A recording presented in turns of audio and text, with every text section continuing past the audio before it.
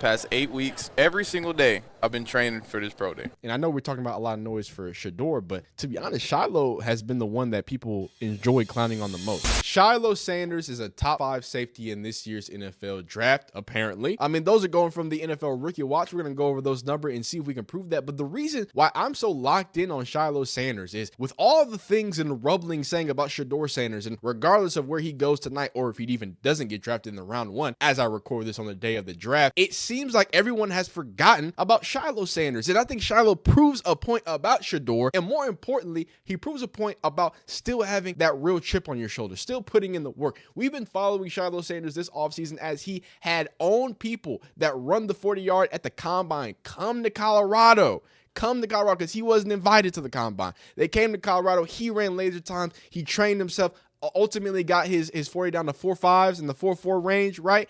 Did what he needed to do to make himself as equipped for the best he could. So we're going to go over some stats. We're going to watch a little film. And ultimately, before tonight, whenever we figure out, obviously, he's presuming to be a day 3 guy, right? He's not presumed to be a day 1 guy. But as we go on through this week and week in, and we figure out if he does get drafted, at least it's still going to be a nice sport to kind of close the book on Shiloh Sanders as he tries his best to take it to the next step. Before we do anything, I want y'all to understand that Shiloh Sanders was an SEC cornerback, right? Had to play quarterback in high school because Shador, his little brother, came in. Sanders told him, Deion said, hey, you're going to have to play corner, son. And that's what he did. He adapted in that way. He adapted to play safety going on later into his collegiate career, playing with his dad as well. He's a guy that has all the hit power in the world. Now, he is, definitely criticized for the way that he tackles, but he is not afraid to get in the box in this modern world of NFL where that dime position, that X position, that robber position, whatever, your defense calls it, is so valuable. You need to be able to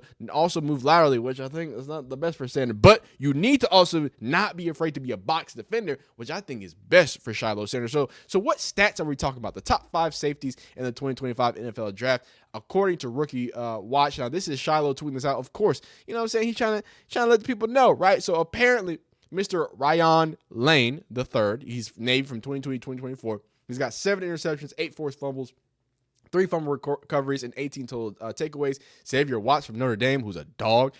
Where's Malachi Starks here? Oh, okay, so this is the top 5 safeties in the top 25 NFL draft, ranked by total turnovers created. I was like, where's Malachi Starks? But he ain't get these turnovers like that. Okay, Shiloh Sanders and Cameron. Look at that right there. Hey, man, turnovers is big. You got Xavier Watts at 2, who's by all accounts is going to be a top-rated safety. Billy Bowman, again, who's on those fringe guys. I think he's a day 3, day 2 guy, but definitely one of the bigger top safeties. And then right underneath that, you have Shiloh Sanders and Cameron right there. And Shiloh's reads as 6 interceptions, 7 forced fumbles, 2 fumble recoveries, 15 total takeaways. Cameron only has 1 less total takeaways with 8 interceptions, 3 forced fumbles, and 3 fumble recoveries. That is wow, that's awesome. And then top 5 safeties in the top 25 based on most turnovers created. These some stats now. These some, you know what I mean? You got Ryan Lane III, Billy Bowman, and then Shiloh Sanders at number 3 at the most completed. So he's top 5 in a situation, in a scenario. Let's get deeper into the film here. And what do we see from Shiloh that says, hey, maybe he has the ability to hopefully some way strive, right? The range is there, right? He can go up and get it, right? We would love you to catch that ball, but he's got enough range, it seems, as well. Okay. He's not afraid of almost anything. Here he is out there making magic happen.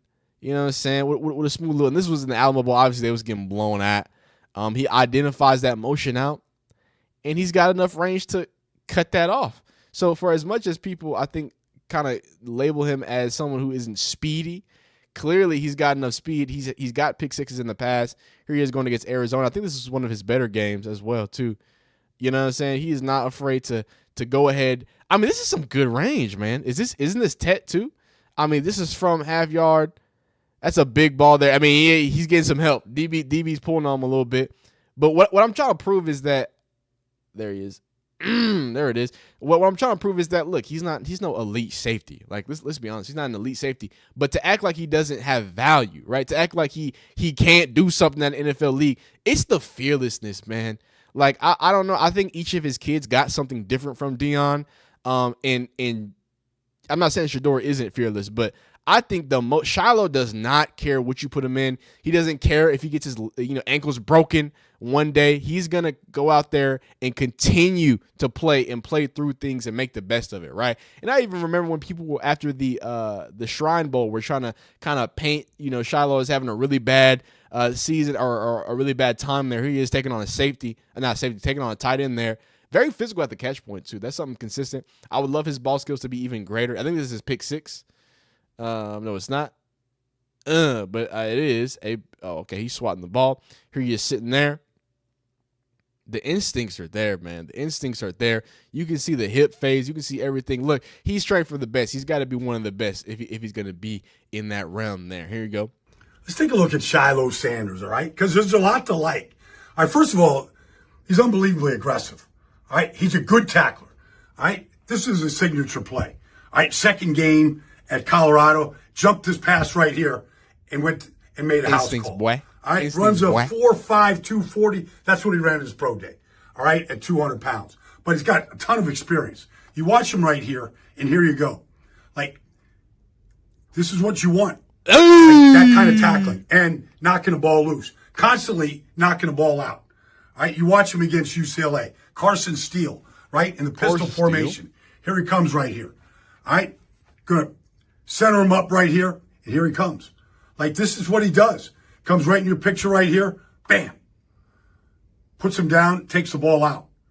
He's a headhunter, like turnover creator. You gotta, you know what I'm saying? Shiloh wanted the ball. There goes Shiloh. There goes Shiloh. Why you bring her? She's not supposed to be here. I told you she just popped up. Hey, she pop up tomorrow. She can't come in. I don't know how she got her. They got the home draft set up. Yeah, man. With the game. Let's get Bucky some views real quick. He owes us 50% of this video though if we do this. What? Oh. Come on, bro. Brother action. We brothers. Hold on. I bet you can't make that to that. I can put his face in it first.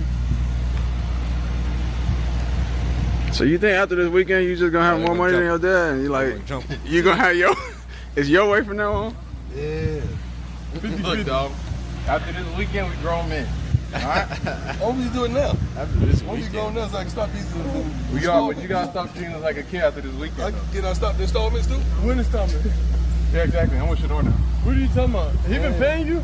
No, he ain't been paying me. You the one that wear your daddy clothes. Thank you very much. Remember you said all this. I didn't. He said what you said for the camera. What you just said on the camera for the camera. And you got a nice room up there. Are you gonna come upstairs and get on my stream on Twitch? Oh yeah, you gotta pop up. Are you twitching? Twitching. Not yet, bro. Now we twitching the whole drive. Give it a couple more days, bro. You can't do it. We are. You on Twitch already? Cause I told you to. So what? Okay, I'm ready. Okay. I don't care. You not really, bro. But what you don't even know is how it's even gonna go.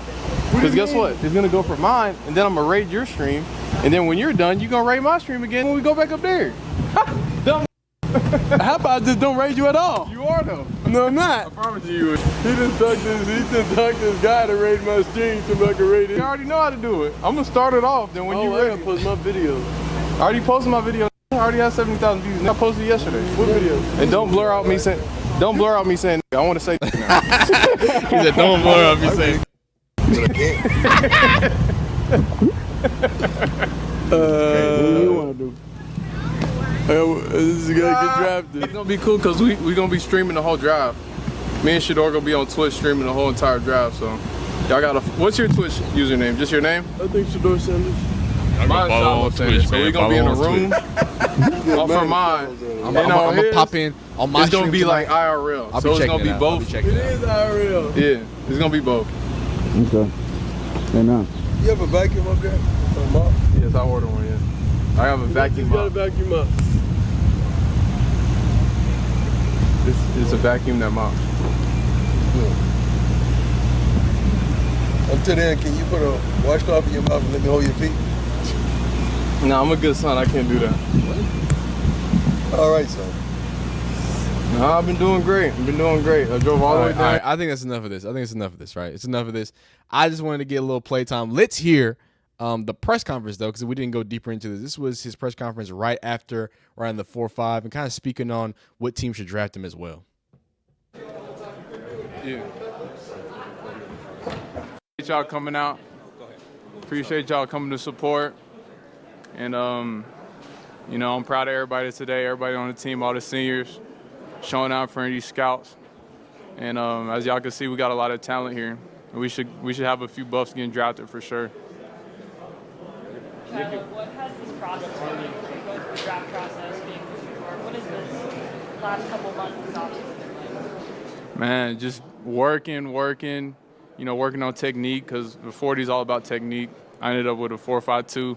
I really wanted to get that 4.4, you know, whatever, so I could get this whip from my dad. But some people have 4.4, but the big boys have 4.52. So we're going to go by that.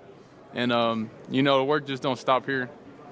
The 4.4 was just a goal. That was a goal. Nobody even thought I can run a 4.5 at all or a 4.6. Everyone's talking about 4.7, stuff like that. It was disrespecting you, dog. You know, I'm proud of it. He's proud of it. I'm proud of Shador out here throwing great.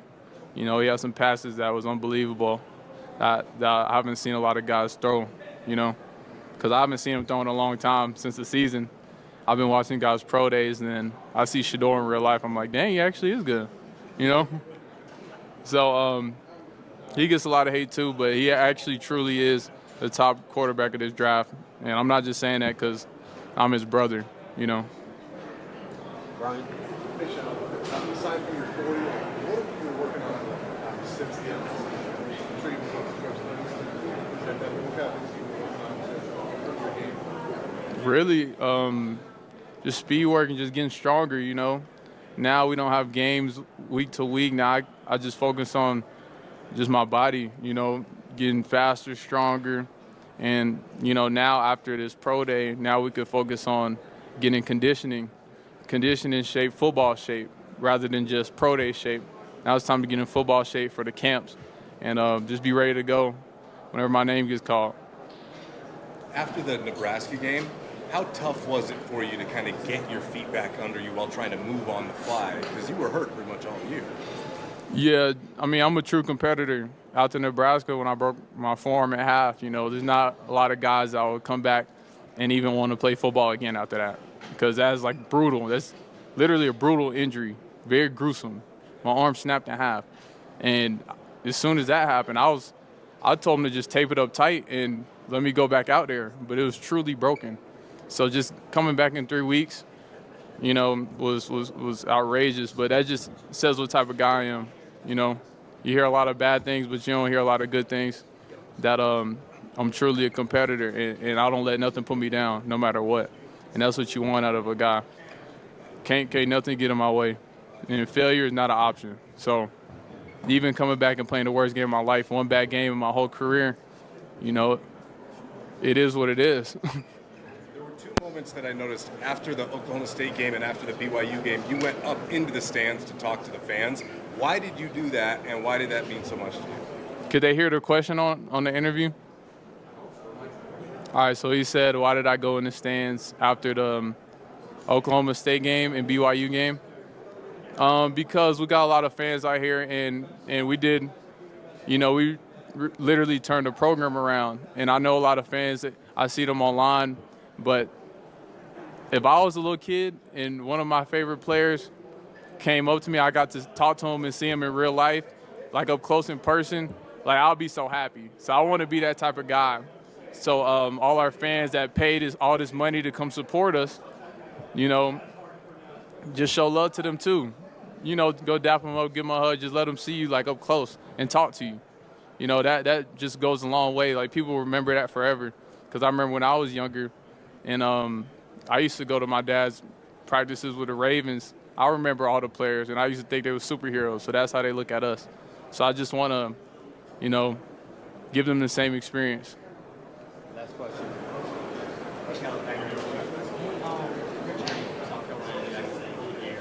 dad called you like a basketball player in high school. What's your selling point to teams and why they should draft you? My selling point to teams and why they should draft me.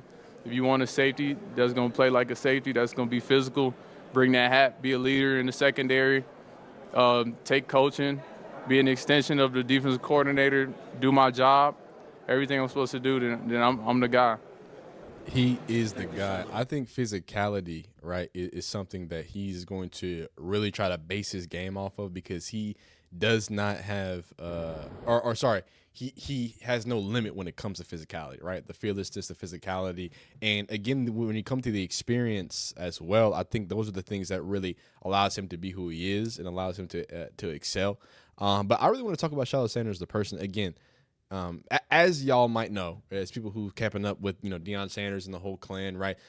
Earlier this year, before the season started, there was a whole bankruptcy because he was getting a lawsuit, and there's been a lot of there's been a lot of noise, right? And I know we're talking about a lot of noise for Shador, but to be honest, Shiloh has been the one that people enjoy clowning on the most, right? They call him bad, they call him this, they call him slow, right? The 4.7 comments, even though he got a 4.52, like there's a lot of disrespect that comes along with that Sanders last name that I'm pretty sure that Shador is feeling to the full front right now. But I think that Shiloh also needs to be recognized for being able to get through all that, right? He's not just the kid that is, the son of Deion, right? And just, the Shador is like the son of Deion, but he did some good stuff. Maybe some things that you could point out, but you have to hunt. You have to hunt for Shador Sanders. Shiloh Sanders, I mean, he's had bad games. He's had bad times. He's had bad days. Like, there's plenty to pick with Shiloh, and people do pick, but he keeps coming back smiling. He keeps coming back wanting to work hard, and that's the one.